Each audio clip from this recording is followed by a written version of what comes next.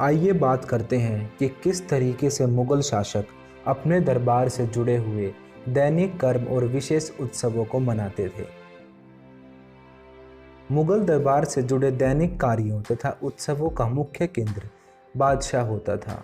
चाहे कोई भी त्योहार हो, दिन प्रतिदिन के काम हो, उन सभी में सबसे मुख्य बादशाह होता था।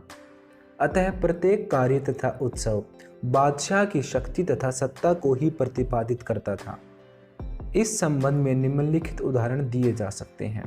सबसे पहला है दरबार में अनुशासन, यानी किस तरीके से राजा के दरबार में अनुशासन यानी डिसिप्लिन का ध्यान रखा जाता था। दरबार में सभी दरबारियों का स्थान बादशाह के द्वारा ही निर्धारित होता था, यानी बादशाह ही बताता था कि कौन उससे कितनी दूर और कितनी नज़दीक बैठेगा, किसका स्थान उसकी बराबरी का होगा और किसका स्थान उससे कितना नीचा होगा। ये सारी की सारी बातें खुद बादशाह ही निर्धारित करता था। जब बादशाह सिंहासन पर बैठ जाता था तो किसी को भी अपनी जगह से कहीं और जाने की अनुमति नहीं थी। एक बार बादशाह के बैठने के बाद कोई अपनी जगह से हिल तक नहीं सकता था और न ही बादशाह की अनुमति के बिना दरबार से बाहर जा सकता था। अगर कोई व्यक्ति दरबार के नियमों का उल्लंघन करता था तो उसे तुरंत ही पकड़कर बहुत ही कड़ा दंड दिया जाता था। तो इस तरीके से हमने देखा मुगल दरबार में सबसे प्रमुख चीज़ हुई उनका अनुशासन। बादशाह अनुशासन को नियमित रखता था और बादशाह की बात को ही सबको मानना होता था। मुगल दरबार की दूसरी सबसे प्रमुख बात है अभिवादन के तरीके। किस तरीके से ये लोग राजा के प्रति अपने सम्मान को व्यक्त करते थे, किस तरीके से सभी लोगों को इज्जत देते थे, यही होते हैं अभिवादन के तरीके। शासक को किए गए अभिवादन का तरीका व्यक्ति के दर्जे को दर्शाता था, यानी जो व्यक्ति जिस तरीके से राजा को अभिवादन करेगा उससे पता चल जाता था वह व्यक्ति किस स्तर का है। जैसे कोई व्यक्ति अगर पूरा लेटकर अभिवादन करेगा तो उसकी स्थिति नीची है।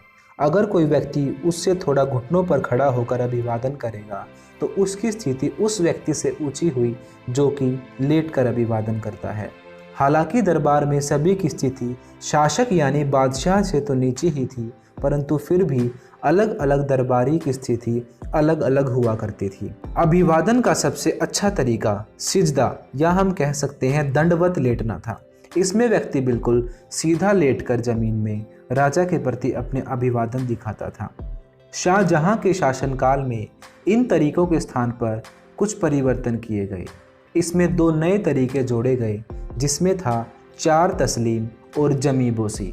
चार तस्लीम में घुटनों पर बैठकर व्यक्ति राजा के सामने अभिवादन करता था और जमी बोसी का मतलब हुआ जमीन को चूमना, यानी बादशाह के पैरों की जमीन को चूमने से अभिवादन को अभिव्यक्त किया जाता था। तो अभी तक हमने दरबार से जुड़ी हुई दो प्रमुख चीज़ों को देखा। पहली थी दरबार का अनुशासन, दूसरा था दरबार में अभिवादन के तरीके। अब तीसरी सबसे प्रमुख बात थी झरोखा दर्शन। झरोखे का मतलब होता है कोई खिड़की या कोई बालकनी। झरोखे दर्शन की प्रथा को सम्राट अकबर ने शुरू किया था। अकबर के अनुसार बादशाह को हमेशा अपने लोगों के सामने आना चाहिए था और इसीलिए उसने इस प्रथा को शुरू किया। झरोखा दर्शन के अनुसार बादशाह अपने दिन की शुरुआत कुछ धार्मिक प्रार्थनाओं से करता था। इसके बाद वह पूर्व की ओर मुंह किए हुए एक छोटे से छज्जे में आता था। छज्जे को मैंने अभी बताया कि हम झरोखा भी कह सकते हैं, यानी बादशाह सुबह उठते ही अपने दैनिक कर्म और प्रार्थनाएं करने के बाद झरोखे में आता था और उस झरोखे से लोगों को हाथ हिलाकर अभिवादन करता था। उस झरोखे के नीचे लोगों की एक बहुत ही बड़ी भीड़ बादशाह की एक झलक पाने के लिए इंतजार करती रहती थी। इसे ही झरोखा दर्शन कहा जाता है। इसका उद्देश्य शाही सत्ता के प्रति जन विश्वास को बढ़ावा देना था।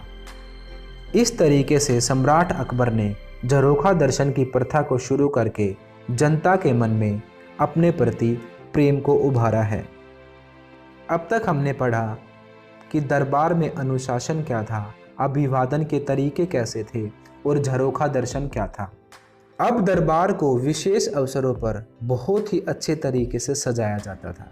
तो अब हमें पढ़ना है कि दरबार में क्या क्या विशेष अवसर मनाए जाते थे, यानी कौन कौन से त्यौहार और किस किस तरीके से ये त्यौहार मनाए जाते थे। आइए बात करते हैं विशेष अवसरों की। विशेष अवसरों में सबसे पहला आता है सिंहासन रोहण की वर्षगांठ। सिंहासन रोहण का अर्थ है कि किस समय पर राजा राजगद्दी पर बैठा था। जिस भी दिन राजा का राज्य अभिषेक होता था उसे एक त्योहार के रूप में मनाया जाता था। तो विशेष अवसरों में पहला हुआ सिंहारोहण की वर्षगांठ। हमें पता है कि मुगल शासक मुस्लिम थे, तो ईद इनका प्रमुख त्यौहार था। उसके अलावा शब्बे बारात त्यौहार को मनाया जाता था। तो इस तरीके से हमने देखा कि राजा के सिंहारोहण की वर्षगांठ को मनाया जाता था, ईद को मनाया जाता था, शब्बे बारात जैसे त्योहारों को मनाया जाता था। इसके साथ साथ कुछ हिंदू त्योहारों को भी मनाया जाता था, जिसमें कि होली इत्यादि शामिल थे। इसके अलावा राजा का जन्मदिन और फारसी नवरोज नए साल को भी मनाया जाता था।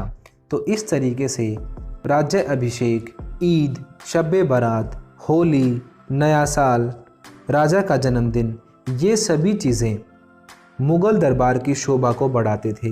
और इन विशेष अवसरों के दिन मुग़ल दरबार बहुत ही अच्छे तरीके से खिल उठता था। अब राजा के जन्मदिन वाले दिन एक बहुत ही खास प्रथा होती थी। इसे तुलादान कहा जाता था। तुलादान शब्द से ही आप समझ सकते हैं कि तोलने की बात हो रही है, तोल कर दान देना, तुलादान। तो इसमें शासक अपने बेटे को या कभी कभी खुद भी तागड़ी के अंदर बैठता था और जितना वजन राजा के अंदर है उतने ही वजन का सोना चांदी गरीबों में बांटा जाता था। तो राजकुमार या राजा को सोने चांदी में तोलकर उसे गरीबों में बांटा जाता था। यही था तुलादान समारोह। तो तुलादान समारोह में भी मुग़ल दरबार बहुत ही अच्छे तरीके से सजाए जाते थे और बहुत अच्छे तरीके से इन सभी त्योहारों को मनाया जाता था। इन सभी त्योहारों के अलावा मुग़ल दरबार में शादी विवाह इत्यादि कार्यक्रम भी बहुत ही अच्छे तरीके से मनाए जाते थे। पूरे के पूरे मुग़ल दरबार की साज सज्जा की जाती थी और बहुत ही बड़ी धनराशि को इन सभी उत्सवों पर खर्च किया जाता था। तो इस तरीके से हमने पढ़ा कि मुग़ल दरबार में 4 प्रमुख चीज़ें हुई। पहला है उसका अनुशासन, दूसरा है अभिवादन के तरीके, तीसरा है झरोखा दर्शन और चौथा है विशेष अवसर। विशेष अवसरों में ईद, शब्बे बारात, होली, सिंहारोहण की वर्षगांठ, नया साल, राजा का जन्मदिन और मुग़ल राजाओं के विवाह इत्यादि शामिल हैं।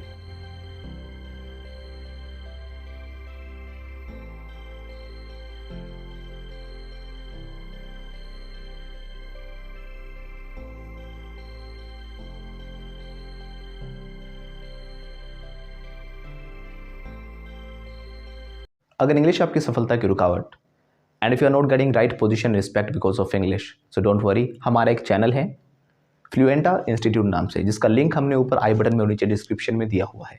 या फिर आप यूट्यूब पर फ्लुएंटा इंस्टीट्यूट FLUENTA INSTITUTE लिख कर भी सर्च कर सकते हो। हमारा चैनल आपके सामने आ जाएगा। इस चैनल पर हम आपको स्पोकन इंग्लिश, आइल्स, PT, TOEFL, personality development, life skill और मोटिवेशन से रिलेटेड वीडियोज़ देते हैं। और अगर आप हमारे कोर्सेज ज्वाइन करना चाहते हो तो ऊपर दिए गए नंबर पे हमारे काउंसलर्स को कॉल करें और कोर्सेज के बारे में अभी पता करें। लेकिन ध्यान रखना, जो ऊपर नंबर दिए गए हैं ये सिर्फ स्पोकन इंग्लिश डिपार्टमेंट में ही मिलेंगे। बाकी किसी इन्फॉर्मेशन के लिए या क्वेरी के लिए आप इन नंबर पे कॉल बिल्कुल मत करना, क्योंकि ये सिर्फ स्पोकन इंग्लिश रिलेटेड जो हमारा डिपार्टमेंट है वहीं पर आपकी बातें हो पाएंगी। और अगर आप चाहते हो सब्जेक्ट्स की PDF और कोई और इन्फॉर्मेशन, तो आप हमें इंस्टाग्राम पर फॉलो कर सकते हो, जो कि हमने नीचे डिस्क्रिप्शन में दिया हुआ है, या फिर आप सर्च करके भी हमें इंस्टाग्राम पे फॉलो कर सकते हो। हम जितने भी बाकी सोशल मीडिया प्लेटफॉर्म्स हैं हम सभी पर अवेलेबल हैं, आप उन पर भी हमें फॉलो कर सकते हैं। बाकी जो हमारे सब्जेक्ट्स हैं उनकी सभी की वीडियोस हमने प्लेलिस्ट में बिल्कुल सीक्वेंस में डाली हुई हैं। आप जो भी सब्जेक्ट पढ़ना चाहते हो उनकी जो वीडियोज़ हैं प्लेलिस्ट में से सीक्वेंस में ही देखें, जहाँ पर आपको पूरा का पूरा सिलेबस सीक्वेंस में मिल जाएगा। जैसे कि पॉलिटिकल साइंस है, हिस्ट्री है, सिविक्स है, सभी सब्जेक्ट्स हमने अलग अलग से दिए हुए हैं। तो जो हमारे चैनल है फ्लुएंटा इंस्टीट्यूट वो है स्पोकन इंग्लिश के लिए। बाकी अगर आप सभी सब्जेक्ट्स की जो वीडियोस देखना चाहते हो वो आपको इसी चैनल पर मिलेंगी, फ्लुएंटा फैमिली पर। और जो हमारी जितने भी सब्जेक्ट्स हैं उनकी जो वीडियोस हैं वो सारी प्लेलिस्ट में से सीक्वेंस में ही देखें।